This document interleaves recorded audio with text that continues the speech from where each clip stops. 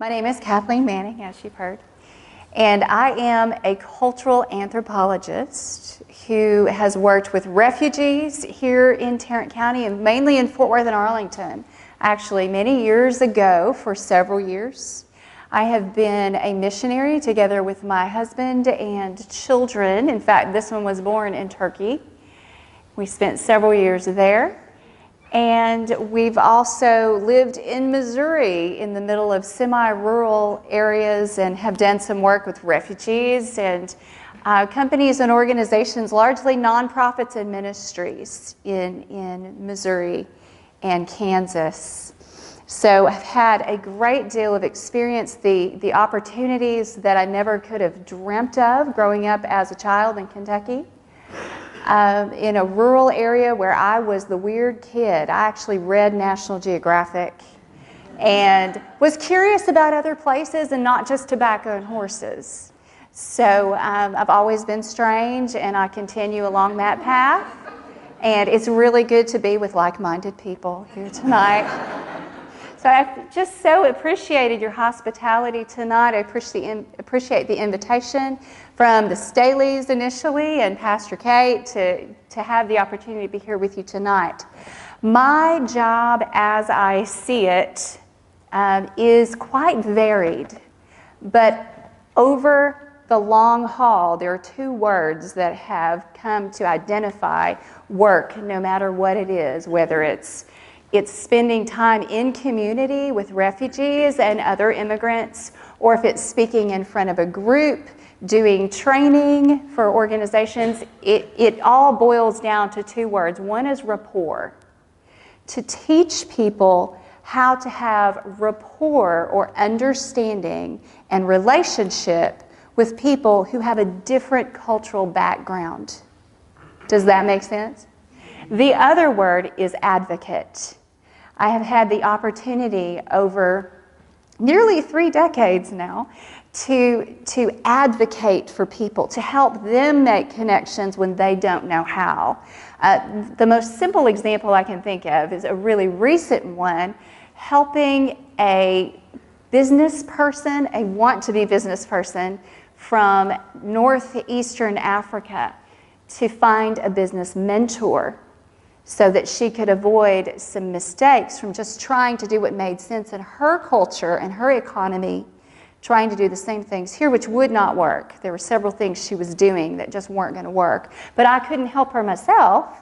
She needed a business person with a good deal of experience, and so I set her up with a SCORE mentor, and some of you know what that means. It's retired executives who work with the Small Business Administration. So that's just one tiny bit of advocacy that I've been able to do in community with people meeting some needs and helping to make connections. All right, so here we go with the PowerPoint. Try to make this work. Here we go. It's looking for my computer, which is right there, just telling it. I want you to imagine with me that you are traveling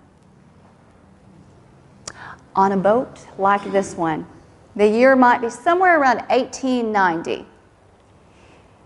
This is at the peak of a wave of immigration in the United States that lasted for over 50 years. And during this voyage, you're filled with all kinds of emotions. It would take roughly 2 weeks, sometimes 3 if the weather was bad. There were 3 classes of people on this boat. First class, none of us are likely to be in those cabins, about 60 of those folks. 100 plus second class passengers, and we would probably find that comfortable but small even today. And then there was the steerage class. Up to about 400 people would be crammed into basically the hold. One big area, no privacy, not much sanitation, and food delivered in buckets on many of these ships for people to fight over. So it was not exactly a pleasant way to travel. And yet, here you are with a common goal to reach the other side, usually New York, Atlanta didn't have a hub of any kind at the time. But you have different reasons for leaving. Some of the people, your fellow passengers, might be fleeing a potato famine. Some people would be escaping religious persecution. Others might have received a letter from a cousin saying, come to New York, you can make a fresh start and escape the grinding poverty. We'll take care of you, it'll be cramped, but we'll get you a job and you'll work hard, but you'll have a chance at a future if you come here. All in all, though, these are people who were looking for something different, as we know from our history. Come on, there we go. But look at the faces. These are people who, right around the turn of the century, roughly 1900, maybe 1902, this was taken at Ellis Island. People literally right off the boat. And what do you see? It's hard to read the emotions. We weren't trained at the time to express everything. But these are people who are coming from backgrounds that are largely European. Maybe Ireland, Germany, Greece. If you look at the guys in the felt hats toward the right of the photo, they might be Slavic, Russian, Croatia, you name it. They're from somewhere else. If we, though, fast forward 110 years to 2010 in Pomona, California, we see a different picture. Look at those faces. These are people who have a big leg up on the people over 100 years ago because they've been in the U.S. for at least 5 years. They've held a green card for at least 5 years to qualify to take the citizenship test. They have enough English to at least take that citizenship test. And they likely have been working for some time. So they have a picture of what's ahead of them to some degree. If you look at those faces, though, you can see an extraordinary variety that didn't exist with the first photo we looked at. Possibly Hong Kong or China. A gentleman toward the front might be Middle Eastern. This lady might be Filipina. This guy over here with the shiny head, where's he from? He could be from Norway. He could be from South Africa. This is an extraordinarily diverse group.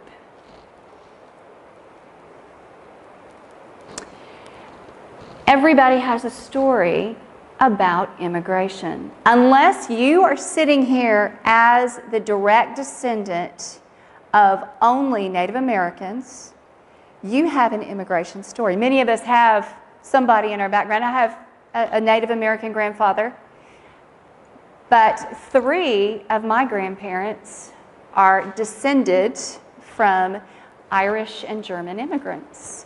And therefore, I have a story, and I know some of that story. Some of it is lost, unfortunately. But some of us in this room may go back to the Mayflower. Anybody? There's a few. There's always 1 or 2, at least. And so we have a deeply rooted history that is invested in this place. For some of us, that immigration story was not by choice. And we know that there are people who've been brought here against their will.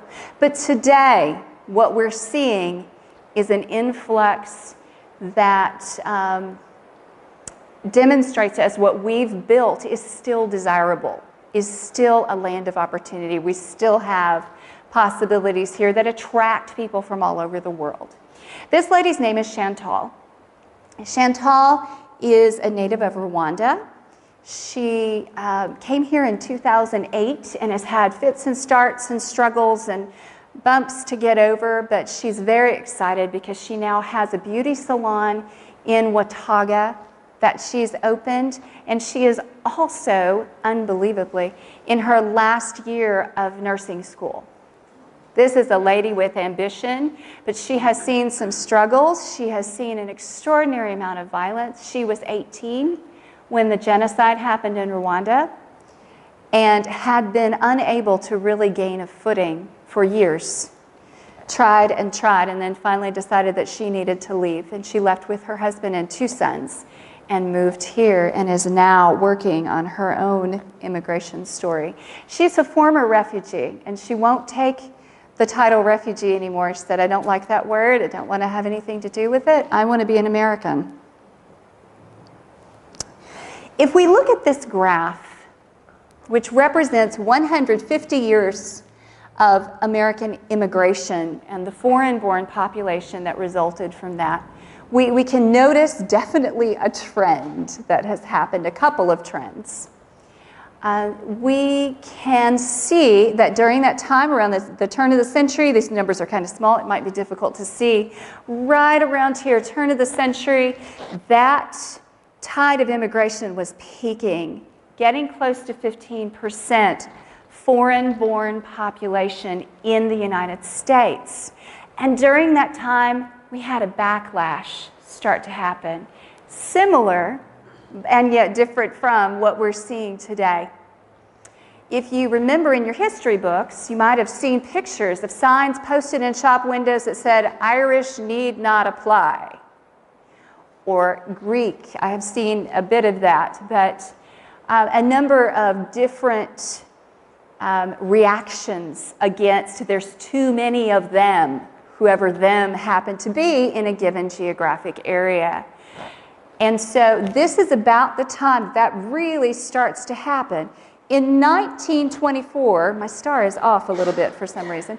It should be over there a little bit to the right. 1924, Congress passed actually a series of bills called the Immigration Act of 1924, very imaginative, I know, that it included a bill known as the Asian Exclusion Act and some other legislation that pretty much said, if you're not from North or Western Europe, we are not really interested.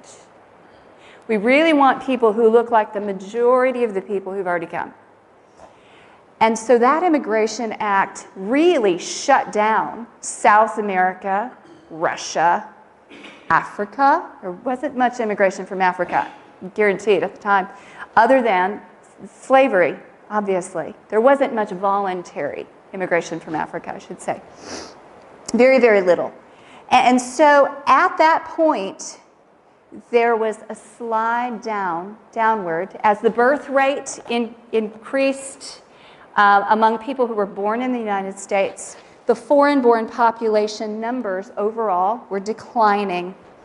Even during the 1940s, when World War II was going on, it was a hard sell, and a lot of names were called in Congress. It was interesting to see some of the names that the president was called.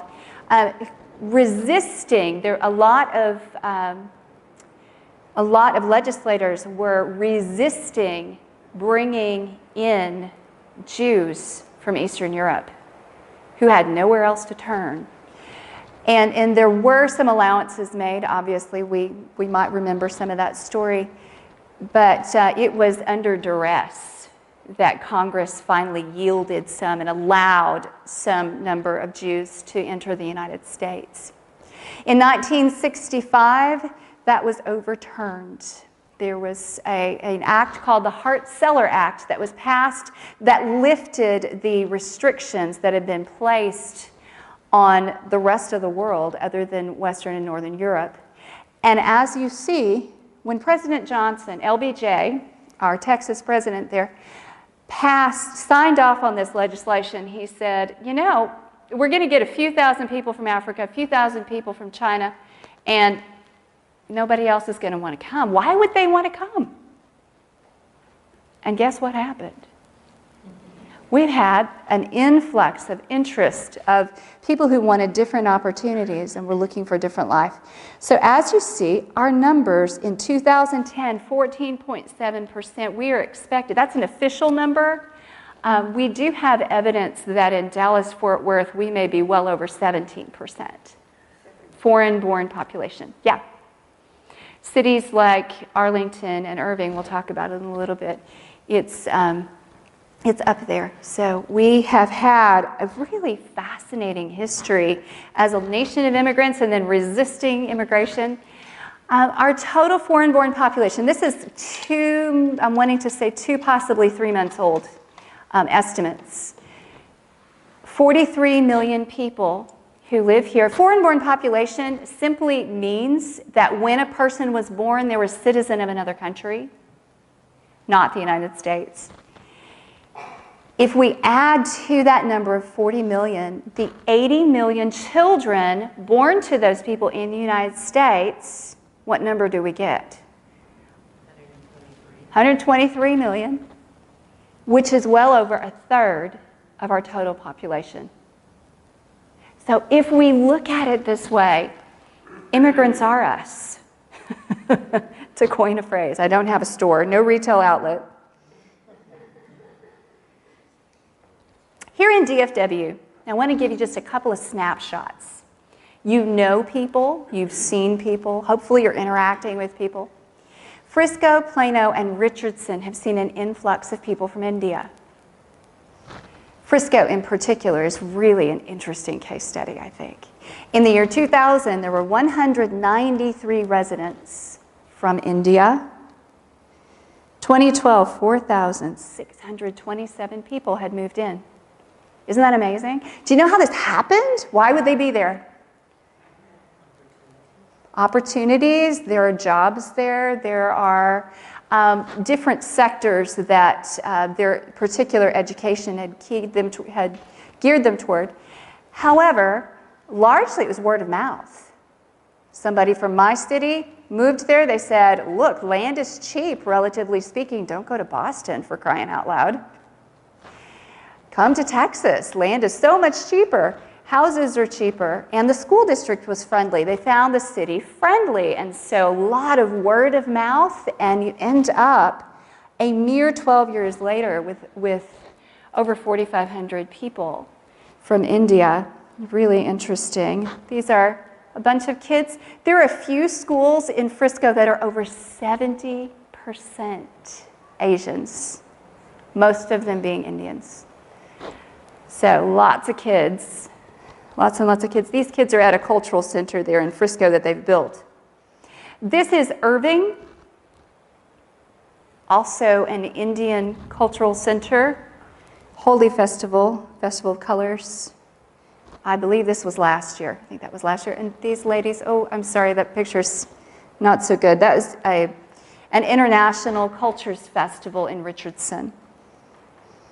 All right. Moving on. And we know, don't we, as we drive about, we've seen lots of places of worship. This is a Nigerian church in Fort Worth. This is a Buddhist temple in Keller, Texas, of all places. If you ever happen to be in the area, I recommend that you drive by and see it. It's incredible. The fence alone is amazing. I didn't get that, but the buildings themselves are pretty amazing. I believe they're still doing public tours sometimes. All right, what about these hot spots, these cities that see so much diversity? You know, of course, UTA is here. You're well aware that there are lots of different nationalities, different ethnic groups residing in Arlington. Irving, however, has this really interesting little distinction of having the zip code with the most diverse homeowner population. Just east of DFW Airport, north of 183, I think it's 75038, I may be wrong, but that zip code has the most diverse homeowners. Who knew? That was fascinating. Arlington, of course, you know. However, in a couple of different studies I've seen on diversity that takes different factors into account, age, economics, ethnicity being, of course, a large part of that. In Dallas-Fort Worth, Arlington comes out number 14. Dallas is number 16 among I think the cities have to be over 200,000. Arlington, 14, Dallas, 16, but Fort Worth is number 10. Fort Worth is actually more diverse, which is interesting to me. But there we are. That's DFW. You know that there are a lot of Vietnamese here. In Fort Worth, we do have a Vietnamese civil servant that's well known, and now mine, named Andy Nguyen, yes.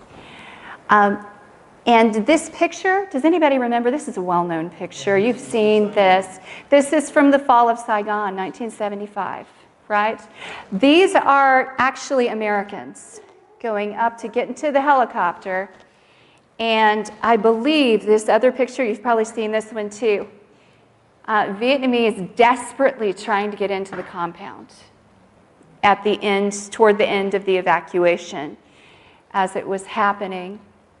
And we have a good number of people who didn't make it out during that evacuation that are living here in Tarrant County and DFW, all over the U.S., of course, with the Orderly Departure Program, which was set up, I think it was actually activated around 1980.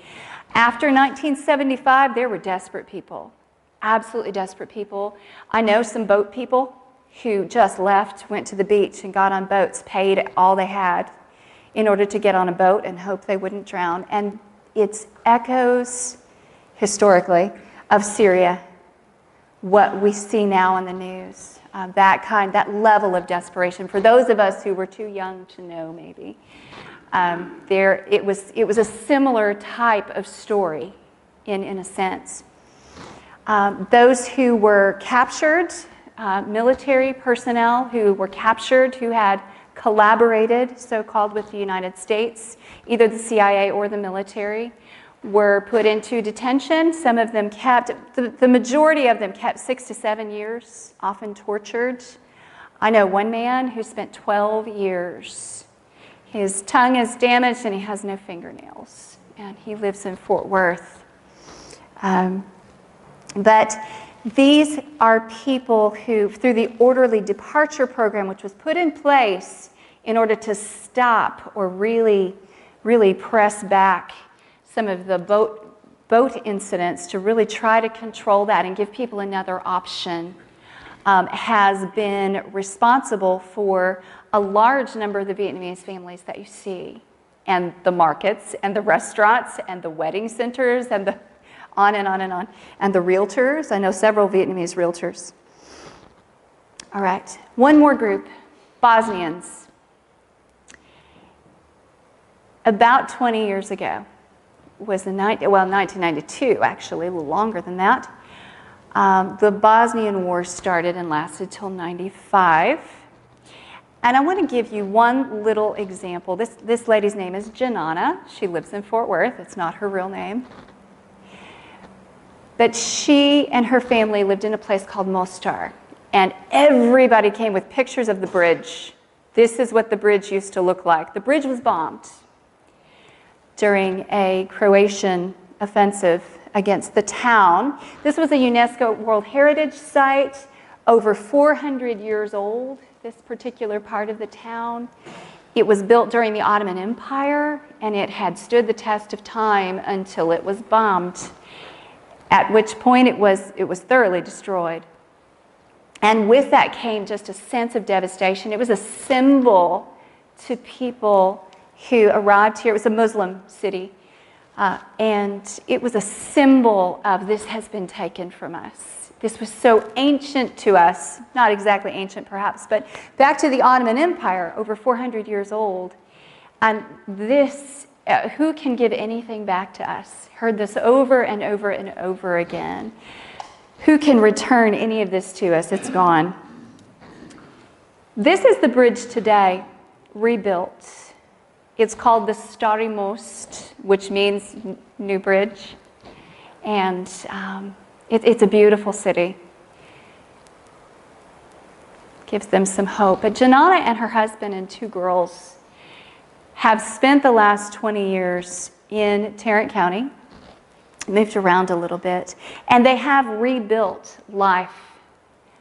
They have seen some relationships, some ups and downs, some relationships come and go, but they have formed friendships with Americans, and they have said that that is one of the best things, feeling like they have a community now, not merely survival. All right. Pew Research did a study shifting into what it means to be American.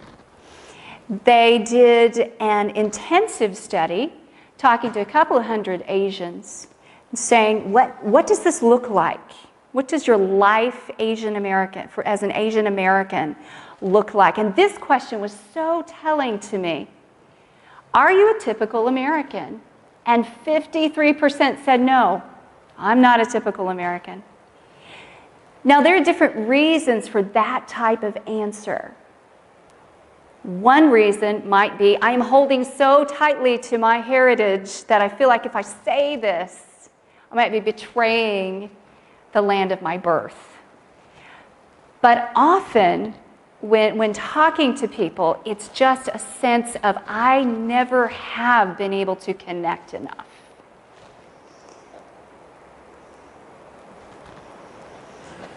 Talking to people, some who've been here 40 years, some who've been here 6 months, asking them, what's it like? What's it been like? 6 months is a bit short to be asking that kind of question, but I will admit to having done that. Over and over again, these are the categories I would put their answers in. What would make someone an American? What would it take for you to feel like you belong here? We all know that in junior high and high school, everybody longs for belonging. But you know what? It's true of us. That's why we gather, isn't it? We belong to this group, or we're together for a common purpose, even if it's only for tonight, or we share goals. We belong to a group. Shared experiences such as, let me give you an example. How many of you have ever taken part in a 4th of July celebration? Pretty much all of us, I think. Some of you may be tired, I don't know. But shared experiences such as celebrations, knowing what to expect when you walk into a classroom. Having a similar, I did the Pledge of Allegiance every day as a young child anyway, at school. We know the Pledge of Allegiance. It may be a small thing, and yet for someone who doesn't know it, when it's recited, you're out, is the feeling. The sense of you don't belong to this group, this shared information that everybody else has. It can be really disconcerting. Am I doing something wrong here with this box? Okay. All right. The second category would be success. What does success look like? And it depends on who you ask. Many Asians want their children to have the degrees. And not just a degree. It has to be at least a master's, but if your parents have a master's, you better get the doctorate, by golly. And if you have a doctorate, why don't you have 2? An Indian friend says, my dad, he's got a great job, but he doesn't have a doctorate. Success might be for others, my kids get to wear shoes and go to school. Seriously. We get to live in a neighborhood where there's no gunfire. These types of markers, and we might say, wait a minute, I consider that a basic human right to live in a neighborhood without gunfire. But for some people, depending on where they've come from, that is truly a marker of success. Offering your children the opportunity that you've never had. There are many people who come as immigrants who know that because they have an extraordinarily heavy accent, or they don't have education, and feel that they can't get it because they have to work so much, they are here to see their children succeed. They have a long-term perspective, a generational expectation that this is what it takes. Relationships. Over and over and over, I have heard, I've tried and I feel like I don't know how to relate to Americans, and I can't get the same kind of community, so I stick with my own people. And I met a Brazilian woman a couple of months ago, and she said, I know it's terrible. I have great English and I have the ability to relate to Americans. It's just so much easier to stick with people who are like you that you don't have to explain things to. Now, oh, I'm asking you questions. Sorry. Relationships are extremely important. All right. So now, some questions. Shared experiences. My husband and I have made a practice over the years of when we have experiences doing outings to take someone with. Sometimes it's just a kid friend, right? Sometimes it's a person from somewhere else. To say, come join us. This is what it looks like. This is downtown Fort Worth last year. The opportunity to share experiences. And my poor parents got an education like they never thought they would. They always had an open door policy, but they didn't know it would come with so many unknowns. We had some interesting stories. Shared experiences, meeting needs. As a person who has lived in another country and sent a child to school, as a very educated person who did so and was learning the language and had a really good grasp of Turkish, when a first grader comes back with homework and you can make out the words, but you don't know what they're asking you to do, it's quite frustrating. How much more so for people who come here who might be rather underprivileged, low level of education perhaps, completely different school system. Do you have any idea how many school systems in the world practice rote memorization? Learn the facts, regurgitate the facts. Learn the facts, regurgitate the facts. No original thinking, no critical thinking skills required. There are many, many places with education systems like that until you get to quite a high level of education. And so meeting needs, a lot of times in the school districts, tutors, homework helpers can be an extraordinary relief for the entire family, not just that child. Offering hospitality.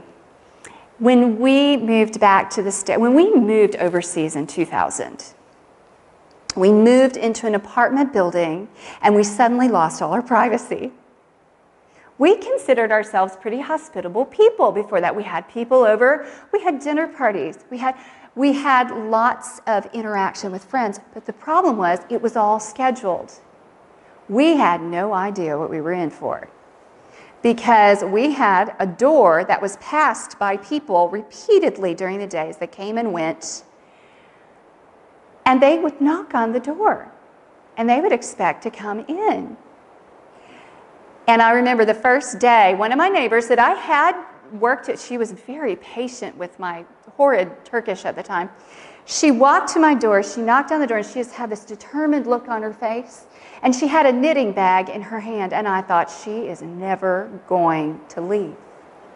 Literally went through my mind, and I thought, okay, just take whatever you planned for the day and set it away, because you're done. But I learned to really enjoy the fluid motion of people coming and going, overall enjoy, I should say, coming and going and feeling free to be a part of your life, because it's really an invitation. I want to relate to you. Will you relate to me? It really is an invitation to be a part of someone's life. When we moved back to the States 6 years later and bought a house and felt so isolated, we have, as a culture, by and large, if I may say so, lost a lot of our ability to be hospitable. And I don't know how many factors we could sit here and pick that apart and say it's because of scheduling and soccer games and educational expectations and piano lessons and many, many, many things. And committees. Y'all are Presbyterians, you have committees. So all of these things, we are used to being in control of our time. Even if we overcommit, we know when we're overcommitted, don't we? We know where we're supposed to be because we have calendars in our phones and things like that. And this type of scheduling and cordoning off our lives and being so in control, there are a lot of people who move here who feel left out in the cold when it comes to relationships because people are not available.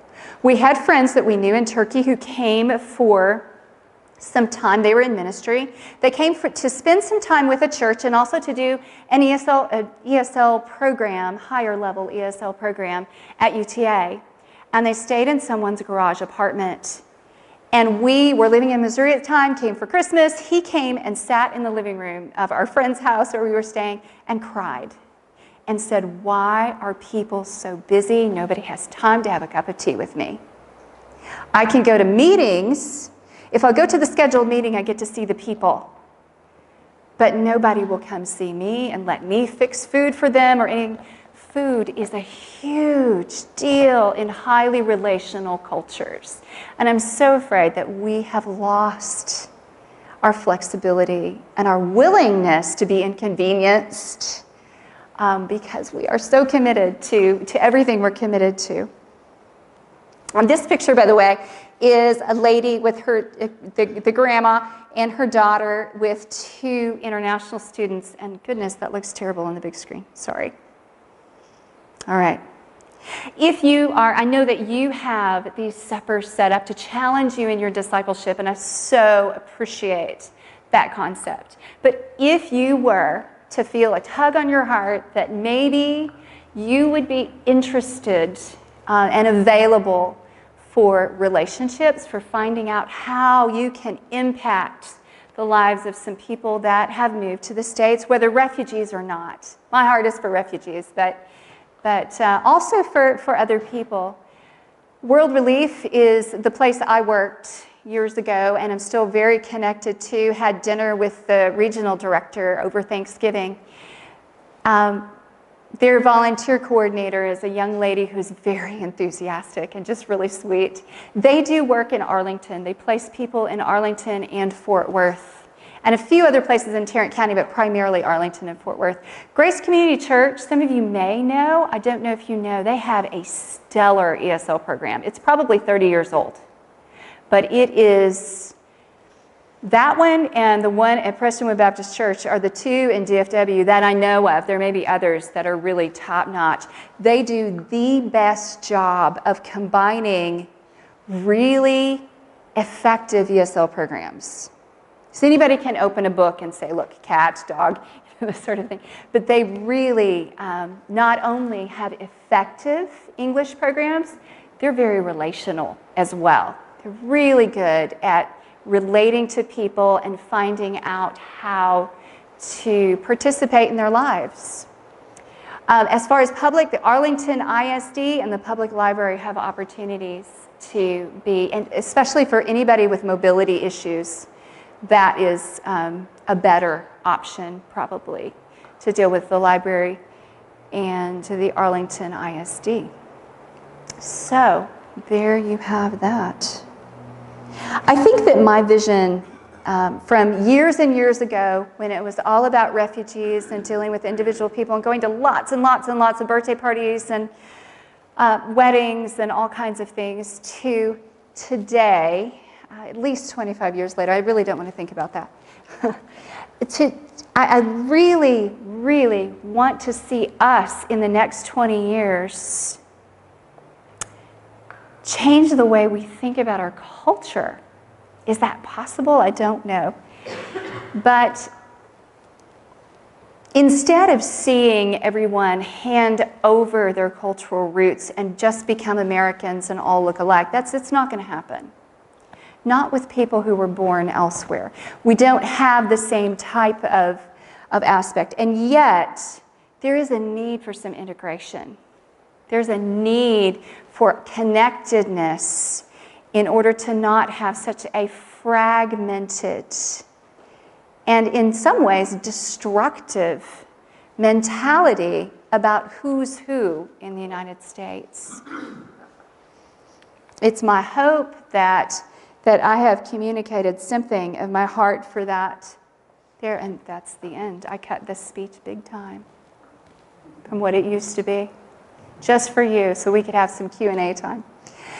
At any rate, I would encourage you, if you have thoughts or questions, or if you want any of the volunteer information, contact me and let me know. That would be fabulous. Thank you so much. Appreciate it.